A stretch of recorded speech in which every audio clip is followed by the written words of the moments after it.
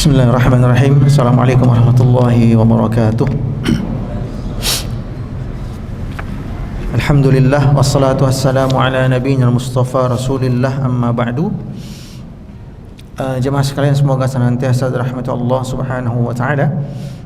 Kita lanjutkan pembahasan dari kitab yang sama, Syama'ilun Nabiyul Mustafa atau Syamil Muhammadiyah, karya Al-Imam Abu Isa At-Tirmizi, yang menjelaskan tentang profil Nabi dari sisi fisik, akhlak, dan barang-barang beliau. Pertemuan terakhir kita membahas tentang cincin Nabi, khatam Nabi atau cincin Nabi, ya. Kemudian bentuknya seperti apa, kemudian apa tulisannya, kemudian Nabi memakainya di jari yang mana, itu sudah kita bahas pada pertemuan terakhir kita, ya. InsyaAllah di malam hari ini kita masuk bab berikutnya, yaitu bab ke-14 di kitab ini. Al-Imam At-Tirmizi memberi judul babnya ini dengan Ma Ja'a fi sifati Saif Rasulullah sallallahu alaihi wasallam,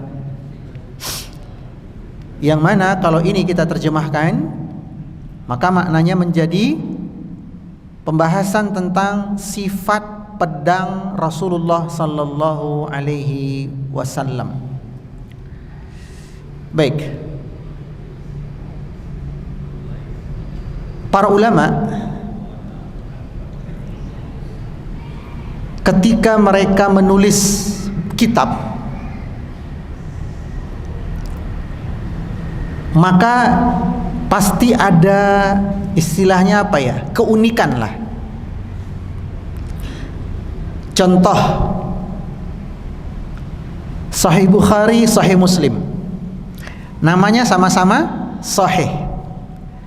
Sahih Bukhari itu ditulis oleh Al-Imam Al-Bukhari, Sahih Muslim oleh muridnya yaitu Imam Muslim. Meskipun sama-sama nama kitabnya adalah Sahih, akan tetapi berbeda penyusunan bab kitabnya. Demikian pula dengan Sunan Abu Daud, Ibnu Majah, An-Nasai, dan yang lain-lain. Ada para ulama yang menyusun kitab hadis berdasarkan bab permasalahan. Yang pertama bahas tentang akidah, iman, tauhid. Habis itu bahas tentang fikih, habis itu kemudian tentang akhlak. Ada yang seperti itu. Ada pula ulama yang menulis kitab hadis itu dengan alfabet, berdasarkan nama rawi sahabat. Contoh, kalau Abu Hurairah berarti awalnya kan Hamzah. Nah, biasanya hadisnya di awal-awal. Ya. Abu Dzar, Abu Hurairah, Abdullah bin Umar. Nah, nanti semakin kesini berarti perawinya semakin, alfabetnya semakin ke ujung, Aisyah, Ain, ya, dan seterusnya. Nah, demikian pula dengan kitab yang kita bahas ini. Al-Imam At-Tirmizi mencantumkan bab tentang pedang Rasulullah sallallahu alaihi wasallam di nomor 14, setelah di bab sebelumnya, bab 12 dan 13 itu berbicara tentang cincin. 12, 13 berbicara tentang cincin. Bab ke-14 baru berbicara tentang pedang. Ada yang tahu faedahnya? Clue. Berdasarkan fungsinya. Nah, stempel cincin buat apa? Buat surat, betul? Iya. Didahului bab cincin, baru kemudian bab pedang. Apa hikmahnya?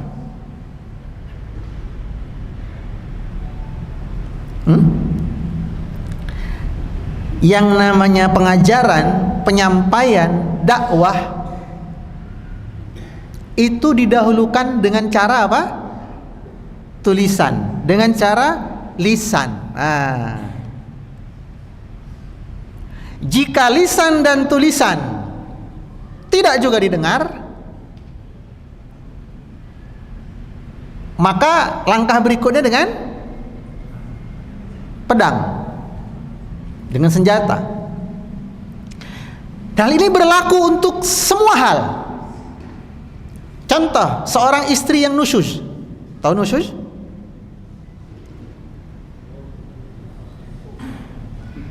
Selingkuh contohnya. Contoh nusyuz itu isi selingkuh. Tapi maksud nusyuz apa? Durhaka kepada suami. Apa urutan hukum fikihnya? Langsung dipukul? Tidak kan? Apa langkah pertama? Yu'awizuh, nasihati, pelan-pelan, didakwahi. Kalau ternyata setelah beberapa kali dinasihati enggak juga sadar, apa langkah berikutnya? Loh, belum pernah berantem sama istri. Masya Allah, romantis sekali rumah tangga panjenengan sedaya ya. Dipunggungi, turu ora dikelani.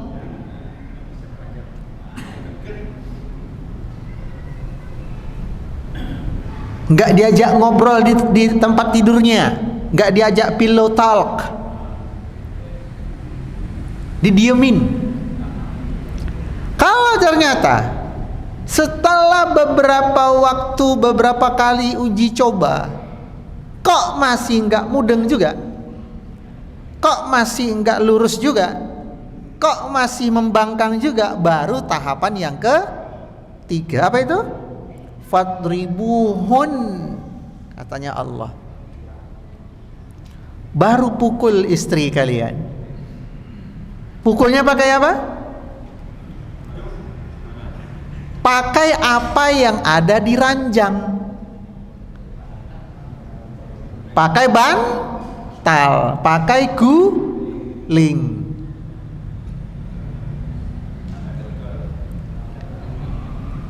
Demikian pula dalam hal mentarbiah anak untuk sholat. Apa kata Nabi? Muru auladakum bis sholati wahum sab'a sinin.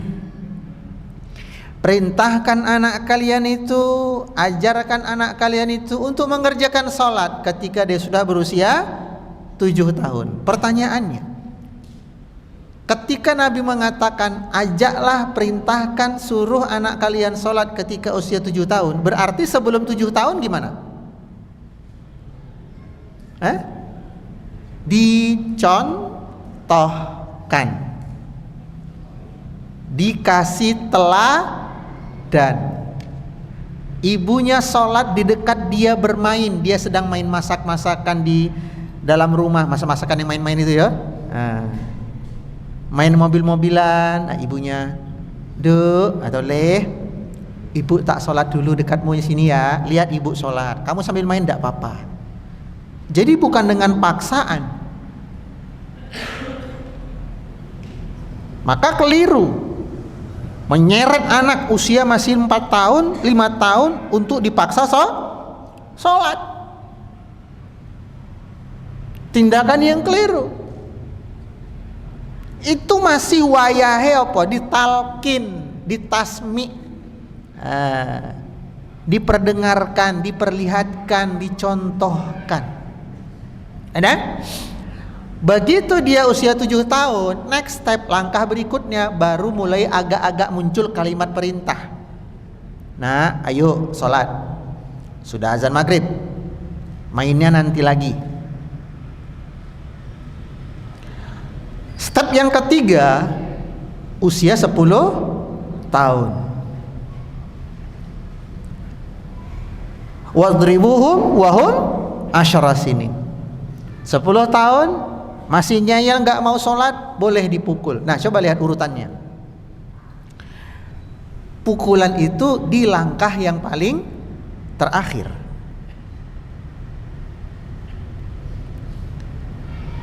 Demikian pula dengan metode dakwah Rasulullah SAW dalam segala hal. Ketika bisa diluruskan hanya dengan lisan, dengan tulisan sudah cukup. Ya. Karena inti dari dakwah dan pengajaran adalah orang yang kita dakwahi faham.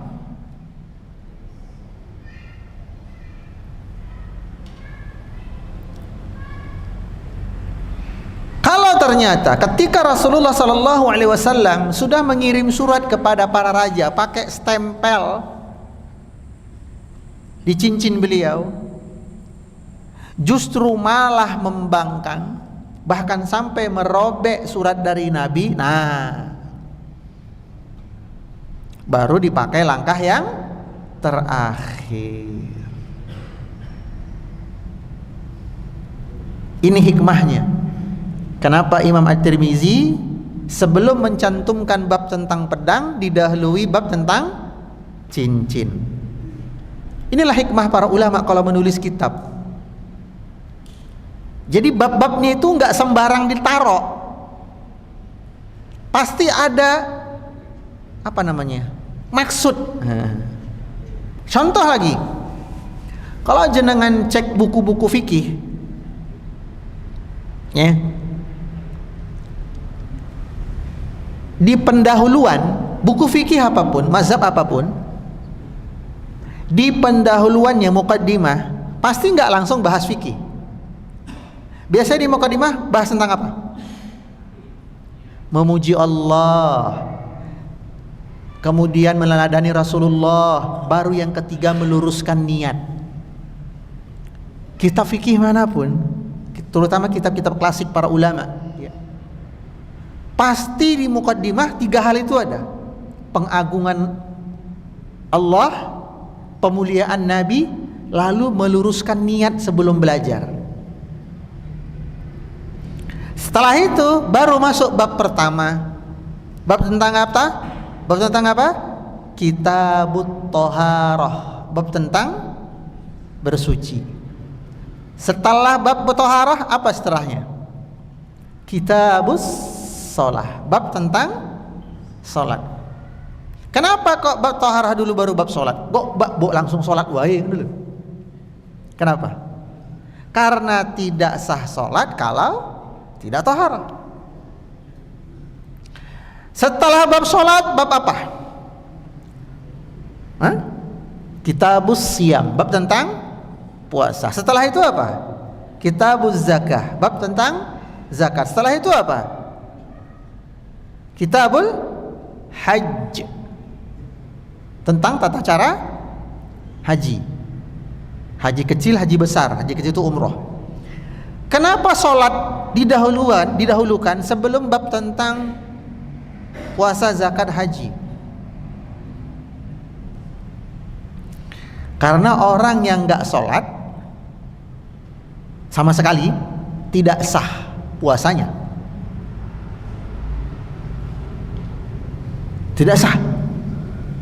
Ada orang puasa Ramadan, ini bulan Ramadan loh, puasa dia sanggup dari jam 4 subuh sampai jam 6 sore. Kita anggap bulat aja angkanya, ya. Jam 4 subuh sampai jam 6 sore, 14 jam dia sanggup puasa. 10 menit sholat dia nggak sanggup.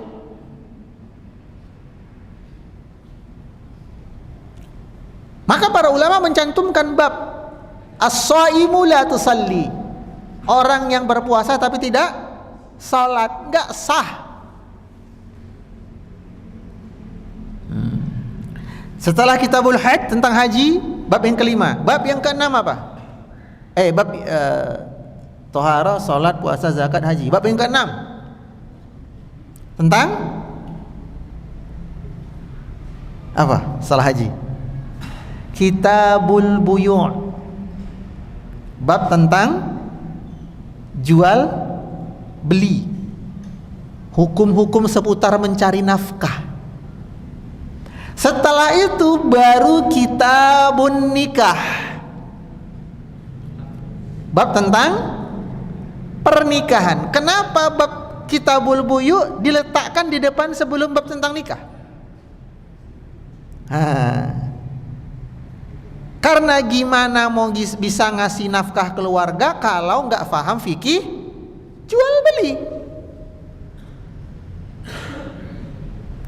Makanya di zaman Umar bin Khattab, ketika beliau jadi khalifah, ada satu peraturan. Apa peraturannya? Umar berkata, tidak boleh masuk ke pasar kami kecuali orang-orang yang sudah khatam bab tentang fikih jual beli. Ini kalau dipakai di Indonesia pasar sepi. Sepi.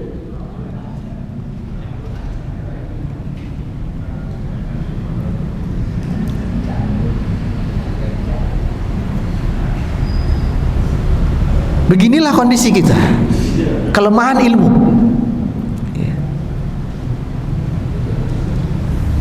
Ya, ini faedah yang bisa kita petik dari urutan bab di kitab ini. Ya. Kemudian faedah yang kedua, judul bab ini adalah saif. Saif itu bentuk tunggal atau bentuk jamak? Saifun bentuk tunggal atau bentuk jamak? Tunggal, jamaknya suyuf.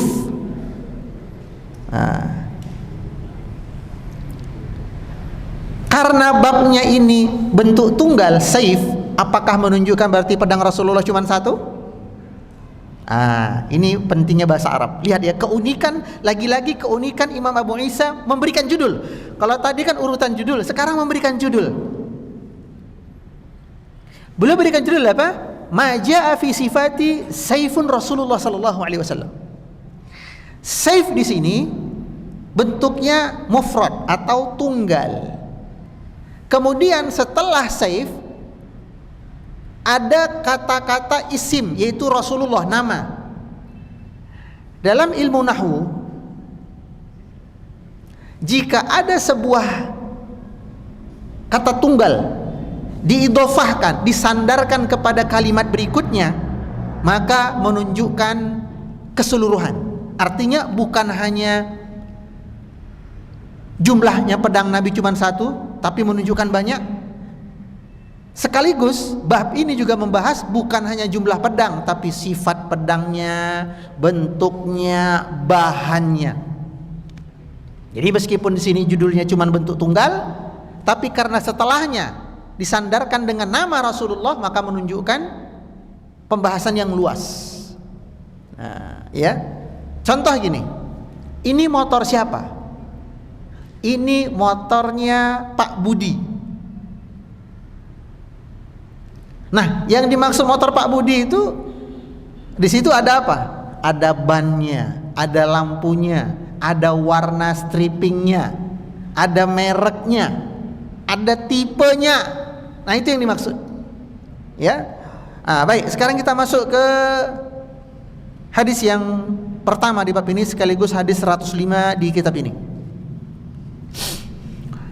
Didahului dengan perkataan Al-Imam Ibnu Qayyim dalam kitab beliau Zadul Ma'ad. Ya.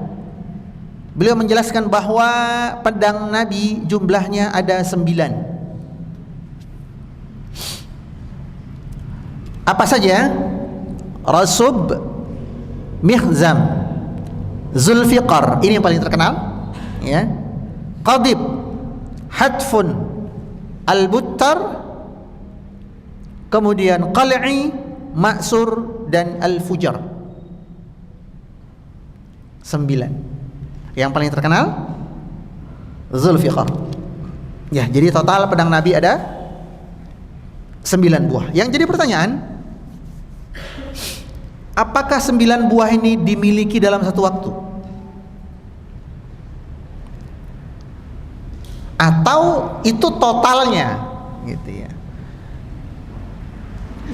Maka mayoritas ulama, jumhur ulama berfatwa mengatakan bahwa jumlah pedang yang 9 ini totalnya, bukan dimiliki dalam satu waktu. Ya. Baik, hadis 105. An Anas bin Malik qala, dari Anas bin Malik ia berkata, kanat qabi'atu sayfi Rasulillah sallallahu alaihi wasallam min fiddatin.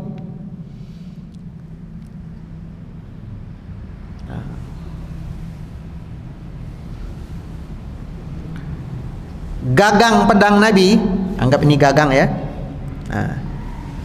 Itu min fiddah, terbuat dari perak.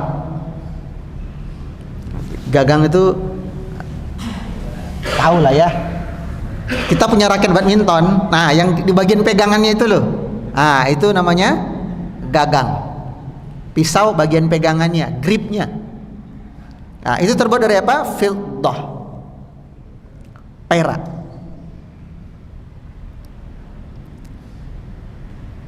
Pertanyaannya, bukankah Nabi melarang? Nah, ya.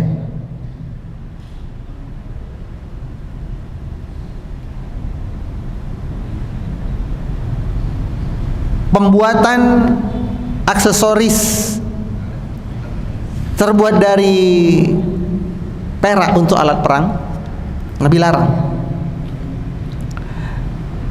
Maka jawabannya, sebagaimana dijelaskan dalam kitab ini oleh Syekh Abdul Razak, jika hanya untuk pegangan, bahkan qabi'ah di sini, qabi'ah di sini bukan hanya maksud pegangan, tapi nah ininya yang membuat supaya pedang itu enggak ucul, enggak pedas, enggak lepas. Nah, gitu ya.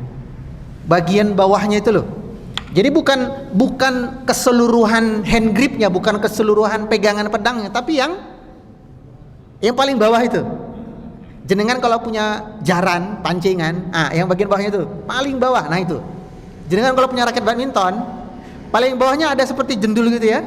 Nah, itu yang dimaksud di sini qabi'ah. Jadi bukan keseluruhan pegangan pedang, tapi bagian paling bawah supaya pedangnya ketika diayunkan tidak apa? Wing, tidak lepas. Namanya qabi'ah bagian itu. Nah, bagian itu yang terbuat dari perak. Sehingga Syekh Abdul Razak berfatwa menjelaskan bahwa jika hanya sebatas itu, nah ya, bukan menjadi pokok bagian dari pedang, la ba'sa. Ya, tidak masalah insyaallah. Ya, Allahu a'lam.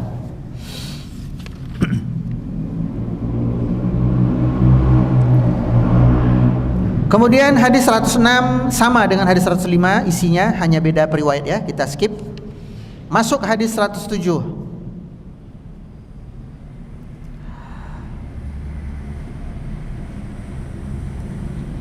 Hadis ini tentang peristiwa Fathu Mekah. Diriwayatkan bahwa dakhala Rasulullah sallallahu alaihi wasallam Makkah yaumal fathi. Ketika Nabi sallallahu alaihi wasallam masuk ke kota Mekah, yaitu yaumul fath. Yaumul fath. Fatah di sini bermakna membebaskan, membuka, memerdekakan, ya, dari kesyirikan tentunya. Kota Mekah. Wa ala sayfihi dhahabun wa fiddatun. Nah, yang mana pedang Nabi yang beliau bawa waktu itu, ya, terdapat bahagian emas dan peraknya. Terdapat bahagian emas dan peraknya. Tadi perak saja, sekarang terdapat bagian emas dan perak sekaligus.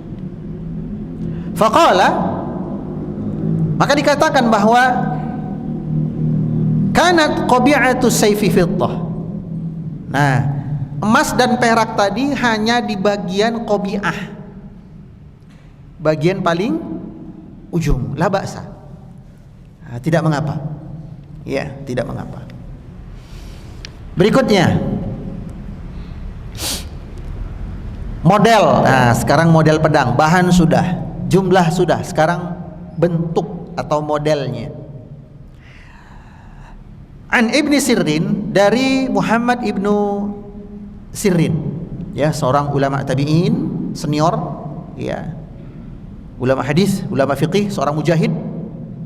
Qala, ia berkata, sana'tu sayfi ala sayfi Samurata ibna Jundub.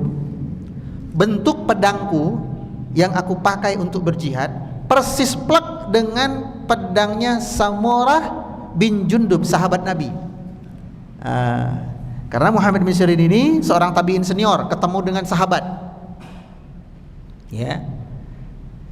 Samurah termasuk sahabat senior. Muhammad bin Sirin berkata, pedangku ini aku pakai untuk jihad, bentuknya plek ketiplek dengan yang digunakan oleh Samurah bin Jundub, sahabat Nabi yang senior. Sementara itu, wa za'ama Samuratu annahu sana'a sayfahu ala sayfi Rasulillah sallallahu alaihi wasallam. Dan Samurah sendiri, pedang yang dia buat itu ya, meniru pedang yang dipakai juga oleh Rasulullah SAW. Jadi itu begitu riwayatnya. Ibnu Sirin meniru pedangnya Samurah, Samurah meniru pedangnya Rasulullah. Gimana bentuk pedangnya? Wa kana hanafiyan. Dan bentuk pedang Nabi itu hanafiyan, yaitu dibuat oleh orang-orang Bani Hanifah, perkampungan Bani Hanifah. Emang gimana bentuknya? Aduh, saya lupa apa namanya. Apa pekan depan ya kita pakai proyektor, akan kita tunjukkan benda-benda yang sudah kita pelajari, bukan hanya pedang ya, sendal, kemudian bentuk cincin, bentuk gamis Nabi, pedang. Insyaallah pekan depan ya kita khusus mungkin membahas itu ya, supaya lebih ini namanya terbayang ya. Cuman secara garis besar ya, bentuk pedang Hanifiyah itu adalah bentuk pedang yang di bagian tengahnya sedikit melebar. Nah, jadi pedang terus begini, kayak hamil. Kayak hamil. Kemudian penjelasan yang kedua, ada pula bentuk Hanifiyah yang selain dia bentuk hamil, di bagian atas dia punya mata lagi. Susah bayanginnya. Ya, pekan depan insyaallah ya kita ini kan kita tampilkan bentuk perkiraan kuat seperti apakah bentuk pedangnya Rasulullah sallallahu alaihi wasallam ya. Atau bagi jenengan yang sudah umroh,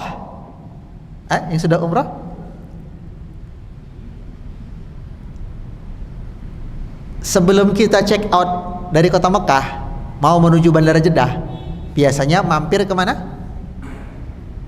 Museum apa? Oh, belum umroh. Museum Al-Amaudi. Museum Al-Amaudi. Nah, di museum itu, museumnya nggak gede-gede banget, ya. Ya cuman seluas masjid inilah, ya, kecil. Di situ nanti ada beberapa pedang-pedang zaman dulu, termasuk duplikat kemungkinan bentuk pedangnya Rasulullah sallallahu alaihi wasallam ada. Ya. Khair. Bentuknya dibuat oleh orang-orang Bani Hanafiyah. Selesai bab tentang pedang. Kita masuk bab yang ke-15, zirah atau zir'un. Temannya pedang apa? Kalau perang? Rompi pedang. Zirah ya, baju perang. Baik. Di bab ini Al-Imam Abu Isa At-Tirmizi khusus membahas tentang baju besi yang dipakai Rasulullah sallallahu alaihi wasallam dalam setiap peperangan. Ya. Yang mana zir'un di sini ya bermakna secara bahasa sulaman atau ya sulaman lah yang lebih tepat ya. Sulaman dari cincin-cincin besi. Jadi baju perang Nabi bukan plat besi, kayak plat penutup apa?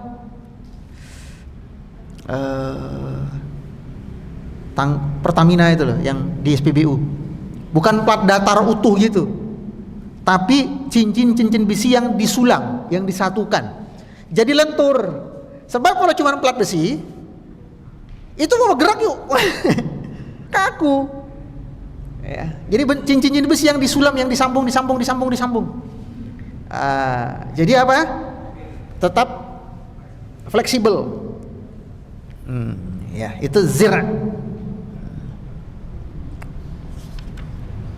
Kemudian berapa jumlahnya? Ada beberapa, ya. Baju perang Nabi sallallahu alaihi wasallam. Di antaranya bernama Zatul Wishah, Zatul Hawashi, Sa'diyah, Fidhah, Batra dan Khiznaq. Ada 6. Sama seperti pedang. Apakah Nabi miliki dalam satu waktu? Yang lebih rajih adalah baju perang tersebut di total ya jumlahnya 6 itu. Ya, bukan dimiliki dalam satu waktu. Bisa jadi dalam satu waktu pedangnya 3, bajunya ada 2. Karena dalam perang Uhud Nabi pakai baju perang berapa lapis? Ratusan. Oh bukan, itu biskuit ya. 2 lapis. Ya, Nabi pakai baju perangnya 2 lapis. Berarti kan dalam satu waktu punya 2 baju.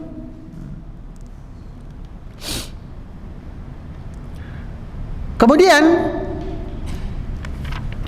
dari situ kita bisa petik faedah. Ketika perang Uhud Nabi pakai baju perangnya 2 lapis. Khair. Apakah Nabi tidak pernah diberikan informasi oleh Allah bahwa beliau takkan terbunuh di perang Uhud? Sudah. Apakah Nabi tidak pernah diberi kabar oleh Allah bahwa Mekah akan ditaklukkan satu saat? Sudah.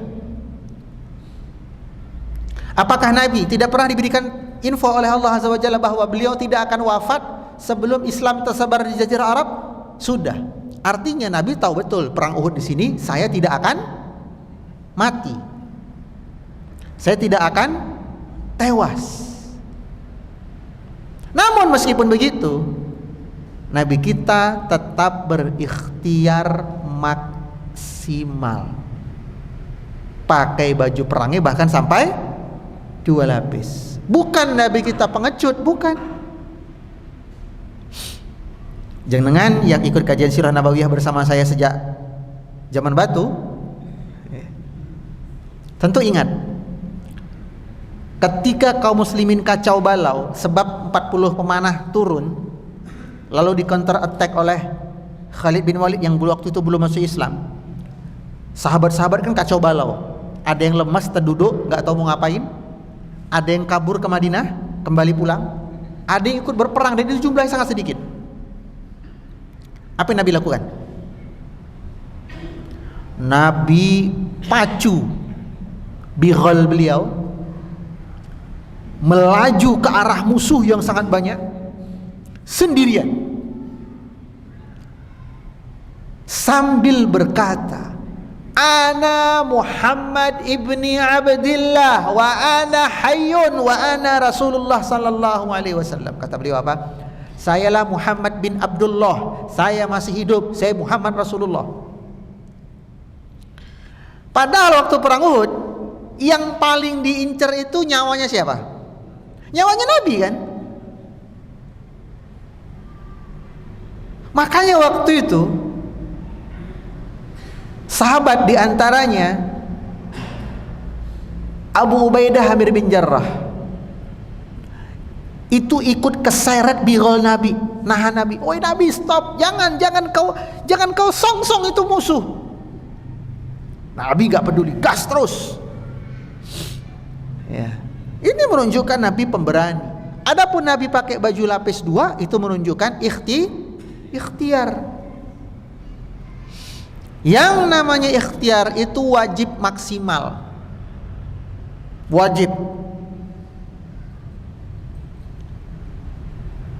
Itu menunjukkan iman seseorang sangat sempurna, ikhtiarnya maksimal, tawakalnya maksimal. Sebagaimana kisah Maryam ketika Allah suruh apa? Pergilah engkau ke pohon korma.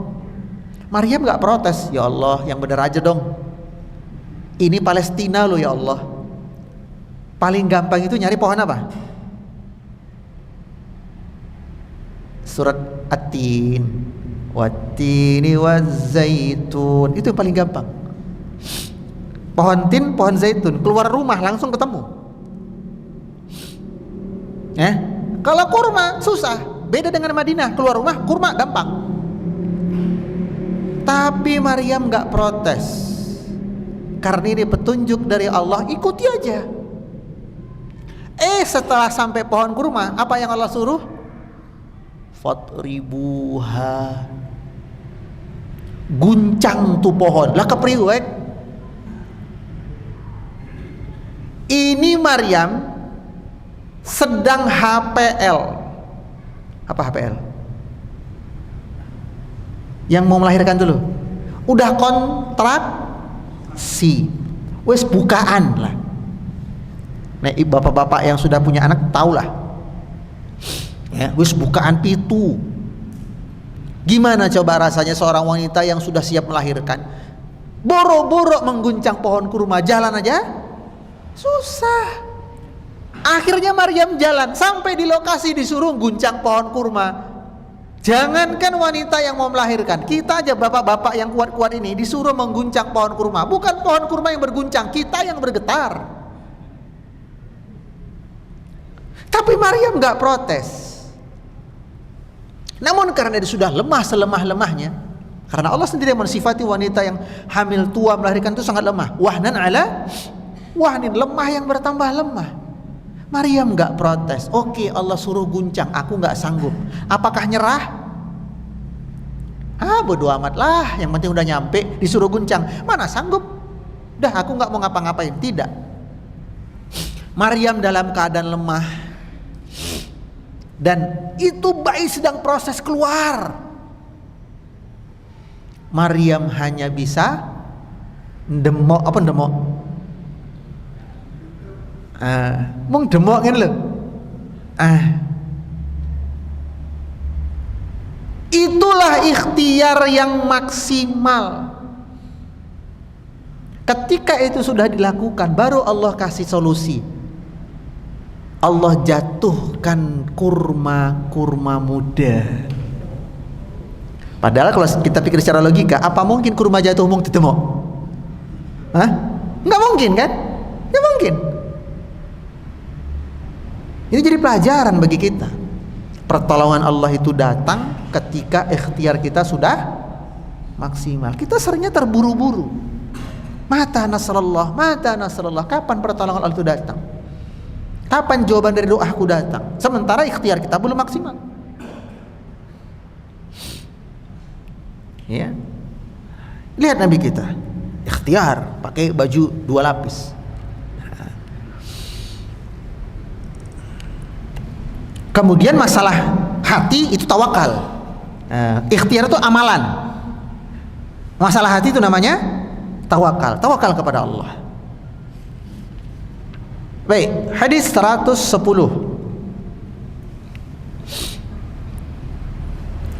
An Zubair ibn al-Awwam, dari Zubair bin Awwam. Siapa Zubair ini? Siapanya Nabi?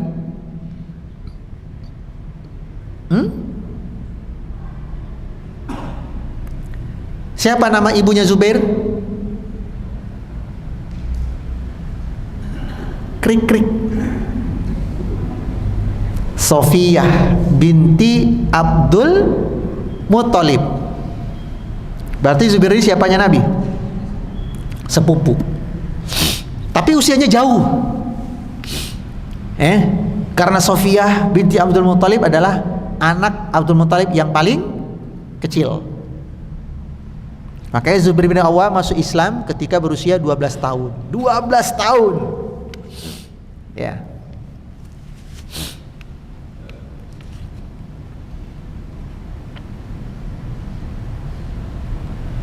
Dari Zubair bin Awwam qala, ia berkata, kana 'ala Nabi sallallahu alaihi wasallam yauma Uhudin dir'ani,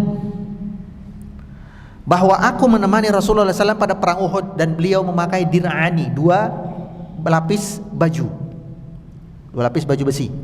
Ya. Fanahadha ila sakhrati falam yastati. yang mana pada waktu itu Nabi hendak memanjat batu-batuan besar di Bukit Uhud, namun beliau tidak sanggup. Jadi ini ceritanya, kaum muslimin di ronde yang kedua kalah. Masih ingat ya kisahnya ya? Apa yang Nabi lakukan? Nabi mundur ke Bukit Uhud. Nah, jenengan kalau umrah kan ada ya City Tour Madinah ke Jabal Uhud. Nah, nanti itu langsung lihat bukit, sama pembimbing diceritakan. Luar biasanya kita mendengar kisah perang Uhud langsung di TKP. Iya. Ketika kaum muslimin terpojok, dan Nabi kan cerdas strategi militernya. Kanan kiri kebun kurma, nggak mungkin musuh masuk. Belakang Bukit Uhud sebagai benteng alami, musuh tinggal satu arah. Nah, maka Nabi memilih mundur ke Bukit Uhud. Naik. Nabi sudah terluka parah itu akibat pukulannya Abdullah ibnu Qami'ah, yang mana gara-gara pukulan pedang ibnu Qami'ah helm Nabi pecah, 2 lempeng besi nancep di pipi sampai tembus gusi beliau. Beliau pingsan, kemudian diselamatkan oleh 3 orang sahabat, Ukasyah bin Mihsan atau nama lainnya Abu Dujana, kemudian Abu Ubaidah bin Jarrah, kemudian Sa'ad bin Abi Waqqas. 3 orang yang pertama kali nyampe di lubang tempat terperosoknya Nabi. Nabi berhasil diselamatkan, tapi sudah luka parah. Tidak ada situasi yang lebih kritis terhadap nyawa Nabi kecuali hari itu. Sampai-sampai Sa'ad bin Abi Waqqas yang melindungi Nabi waktu itu, ya, itu punggungnya penuh dengan anak panah. Punggung penuh dengan anak panah, gimana itu? Sementara Abu Dujana yang melindungi Nabi dengan punggungnya juga dari hantaman pedang dan tombak panah musuh di lubang itu ada 60 lubang di tubuhnya, tapi masih hidup. Luar biasa para sahabat itu. Nabi kritis, fisik sudah lemah, darah sudah mengucur. Nabi mengajak para sahabat mundur ke Bukit Uhud. Bukit Uhud itu bukan kayak kita mau mendaki gunung di sini yang gampang banget, yang landai, yang sudah ada anak tangganya, ada pegangan-pegangan tali webbingnya, ada warung di pos 2, ada ojek dari base camp. Bukit Uhud itu Masya Allah, lihat aja kita ada, waduh ini piye kan mendaki nih. Saya aja yang suka mendaki, lihat pendakian Uhud saya langsung minder, nggak sanggup saya gini. Saya hobi mendaki, tapi begitu melihat Bukit Uhud first time itu, wah ampun ini. Padahal itu sudah dirapihkan loh, apalagi zaman dulu. Nabi nggak sanggup, lalu didorong oleh Zubair, kemudian didorong juga oleh Talhah.